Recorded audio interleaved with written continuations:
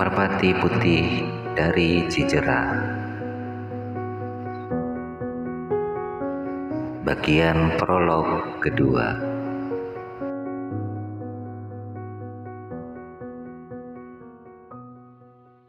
Jam dinding menunjukkan waktu pukul 11:50.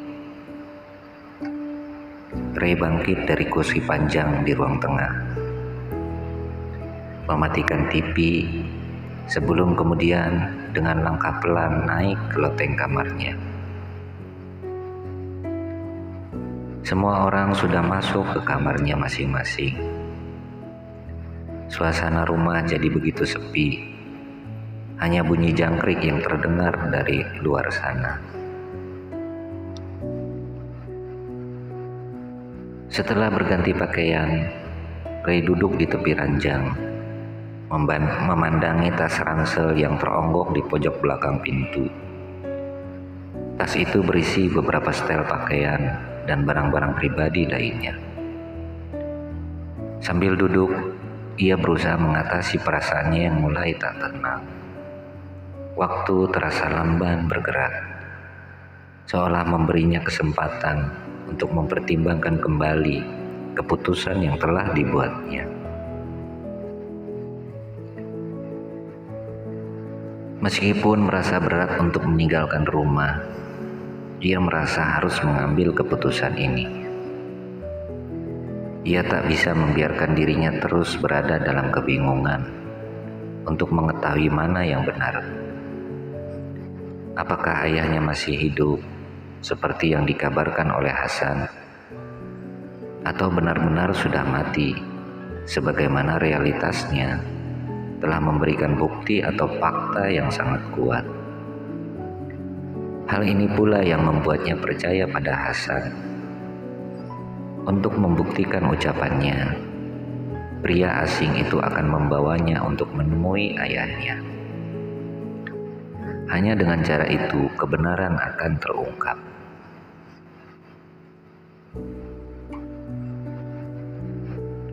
Sekitar jam 12:30 dini hari, dengan langkah pelan dan gerakan sangat hati-hati, Ray turun dari kamarnya menuju pintu samping. Ia tak mau kepergiannya secara diam-diam ini jadi gagal hanya karena kecerobohan sikapnya. Setelah melewati pintu samping dan menutupnya rapat-rapat, ia mulai melangkah pelan beberapa jauh. Kemudian baru mempercepat langkahnya. Ia langsung menyusuri jalan utama komplek yang mengarah ke gerbang depan, sekitar 600 meteran jaraknya.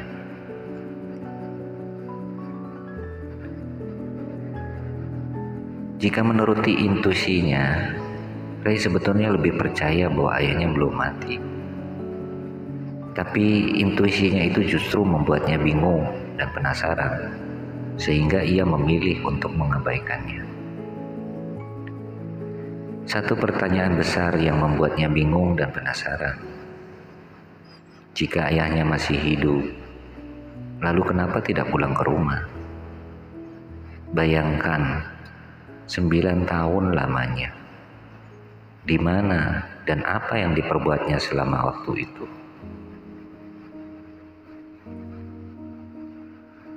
Setibanya di gerbang depan komplek, Ray mulai kebingungan. Lalu coba bertanya pada seorang penjaga warung rokok pinggir jalan, apakah masih ada angkutan kota jam segini? Ada yang suka ngalong, emang sedikit, tapi tungguin aja. Ntar juga ada yang lewat, jawab penjaga warung sambil setengah terpejam. Ray pun berdiri menunggu dengan tak sabar. Sampai setengah jam kemudian, barulah muncul sebuah angkot yang hanya berisi beberapa penumpang saja. Dengan angkot tersebut, ia menuju Bitung, sebuah pangkalan bus antar kota yang keluar masuk pintu tol, baik dari maupun menuju Merak. Di bawah jalan tol, tampak deretan bus antar kota yang sedang mengetem. Cukup ramai orang di sekitarnya, termasuk juga warung rokok atau makanan yang masih buka. Beberapa kondektur dan calo sesekali berteriak menawarkan busnya setiap ada angkot yang berhenti menurunkan penumpang. Ray masuk ke sebuah bus antar kota jurusan Pekalongan Merak yang siap-siap berangkat. Ia sempat memperhatikan hanya beberapa bangku saja yang terisi penumpang. Sayup-sayup terdengar alunan tembang kenangan dari bagian depan bus. Seiring dengan bus yang mulai bergerak masuk ke jalan tol, pikirannya pun mulai bergerak, melayang kemana-mana. Ia sempat memikirkan apa yang akan terjadi di rumah setelah keluarganya menyadari dirinya sudah pergi entah kemana. Ada sedikit perasaan bersalah karena ia terpaksa membuat bundanya kembali merasa susah. Ia tahu bundanya pasti akan kelimpungan dan kasakusuk mencari tahu kemana ia pergi. Selebihnya ia tak terlalu memusingkannya lagi, karena ia juga belum tahu apa yang akan terjadi selanjutnya. Terbawa oleh pikiran dan perasaannya, pelan-pelan ia mulai tenggelam dalam tidurnya.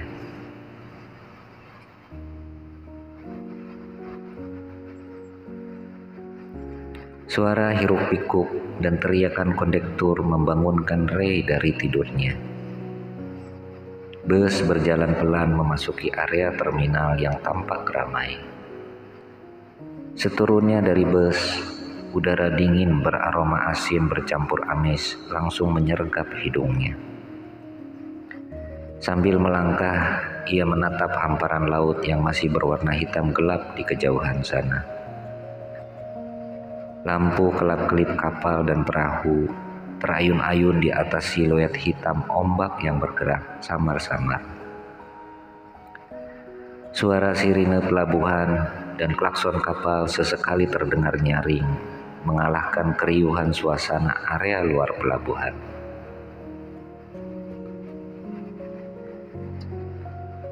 Ray sempat menanyakan jam pada seseorang, dan barulah tahu saat itu waktu menunjukkan pukul 5 lewat beberapa menit. Ia berjalan mendekati deretan tenda pedagang kaki lima yang sebagian masih tutup.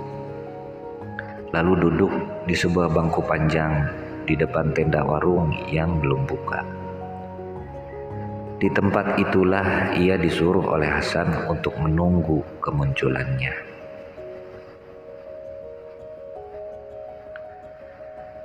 Menunggu adalah suatu hal yang membosankan. Itulah yang dirasakan oleh Ray sejak tiba di pelabuhan dan duduk menunggu kedatangan Hasan.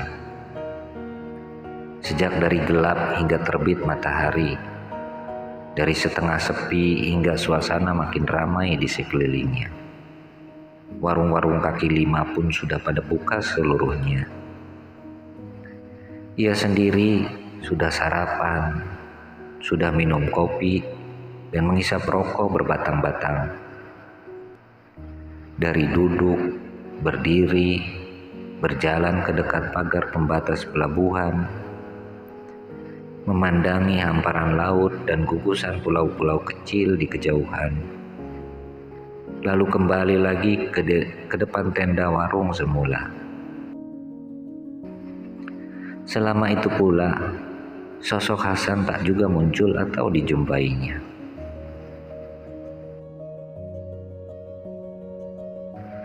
Bahkan hingga matahari semakin meninggi dan udara semakin terasa panas menyengat kulit, Ray masih harus menunggu tanpa kepastian.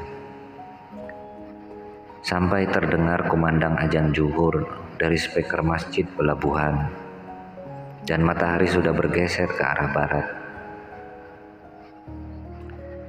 Di tengah hiruk-pikuk orang dan kendaraan, suara operator pelabuhan yang menyampaikan informasi ditimpali bunyi sirine dan klakson kapal Ia hanya bisa diam dengan perasaan makin berkecamuk.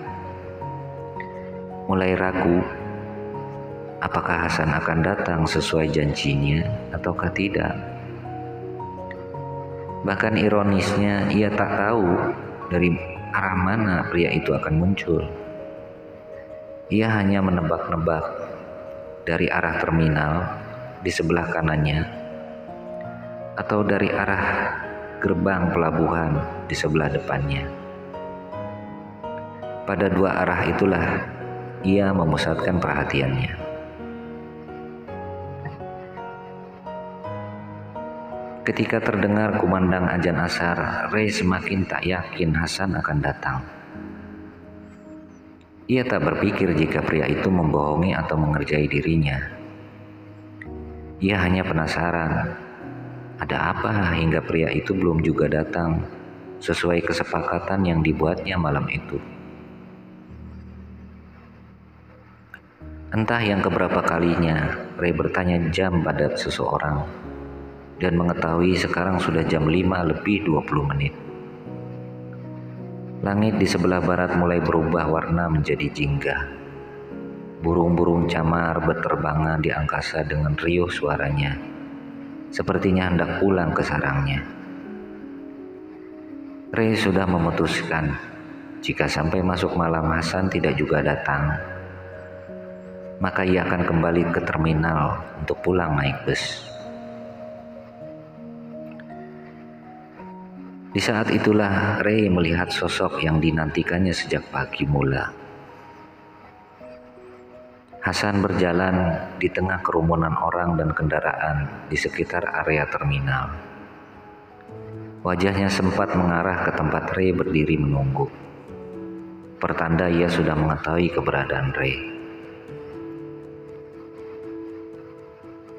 Beberapa saat kemudian, tiba-tiba menyeruak dari kerumunan orang. Sekelompok anggota kepolisian dengan seragam lengkap dan bersenjata laras panjang bergerak mengepung Hasan. Orang-orang di dekatnya segera berhamburan ke segala arah sambil panik dan ketakutan. Ray dari tempatnya memperhatikan dengan tegang bercampur heran dan penasaran. Begitu cepat, hanya sekian detik, para polisi itu menyergap dan memborgol Hasan yang tak melawan sedikit pun, lalu segera dibawa pergi dengan kendaraan taktis, dipandangi oleh orang-orang dengan wajah heran bercampur lega. Tinggallah Ray yang termangu di tempat berdirinya, tak tahu apa yang harus dilakukannya. Bingung dan makin penasaran. Kenapa Hasan ditangkap? Apakah masih ada kaitan dengan semua yang ia sampaikan malam itu tentang ayah dan rencana untuk membawa dirinya? Di tengah kebingungan dan bertanya-tanya, Ray dihampiri oleh seorang pria setengah baya yang entah datang dari arah mana. Pria itu mengenakan celana jeans dan kaos yang dibalut jaket jeans pula, serta sepatu pantofel. Perawakannya agak gemuk dan tegap dengan rambut gondrong berantakan. "Ayo ikut saya, nanti saya jelaskan semuanya. Tempat ini terlalu terbuka dan banyak orang," ujar pria itu dengan nada meyakinkan. Seperti dihipnotis, Ray menurut saja ketika pria itu merangkul pundaknya dan mengajaknya berjalan.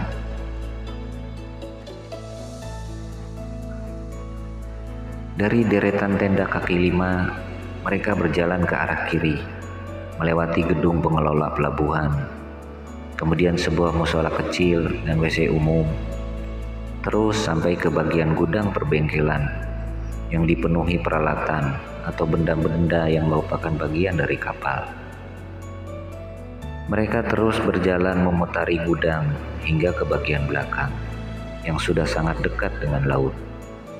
Bahkan tampak beberapa jembatan besi sebagai tempat bersandarnya kapal atau perahu di sana. Langit sudah gelap, keadaan di sekitar tempat itu remang-remang dan sangat sepi. Nyaris tak dijumpai satu orang pun. Pria itu mengajak Ray duduk di atas pagar beton pembatas laut. Ia sempat menyalakan rokok dan menghisapnya sebelum bersuara. "Saya biasa dipanggil Mat Rompal. Kamu tidak perlu tahu tentang pribadi saya. Yang kamu perlukan sekarang adalah penjelasan. Kenapa kamu bisa sampai di pelabuhan ini dan kenapa Hasan ditangkap?" Ray langsung menganggukkan kepala. Memang itu yang ia butuhkan. "Apa yang pernah disampaikan Hasan kepadamu memang benar adanya," lanjut Mat Rompal. "Ayahmu memang masih hidup dan sekarang berada di suatu tempat tersembunyi dan rahasia. Hasan memang ditugaskan oleh ayahmu untuk menjemput dan membawamu. Tapi sepertinya rencana itu sudah tercium oleh aparat berwajib, sehingga mereka melakukan pelacakan dan berujung dengan ditangkapnya Hasan, sebagaimana yang kamu lihat sendiri tadi. Ayahmu ditetapkan statusnya sebagai buronan atas tuduhan berkhianat dan menjual rahasia negara kepada pihak asing. Maka sejak itu aparat berwajib terus melacak dan memburu untuk ditangkap. Itulah alasan kenapa ayahmu bersembunyi dan tak pernah pulang menemui keluarganya." Ray masih diam mendengarkan dengan penuh minat, bercampur penasaran apa yang dijelaskan oleh Mat Rompal selanjutnya. "Saya tegaskan bahwa ayahmu bukan orang jahat. Belum bisa dipastikan apakah tuduhan terhadapnya itu benar atau tidak. Dan kita harus meyakini bahwa beliau tentu punya alasan kuat hingga memilih bersembunyi sekian tahun lamanya daripada menyerahkan diri kepada aparat hukum.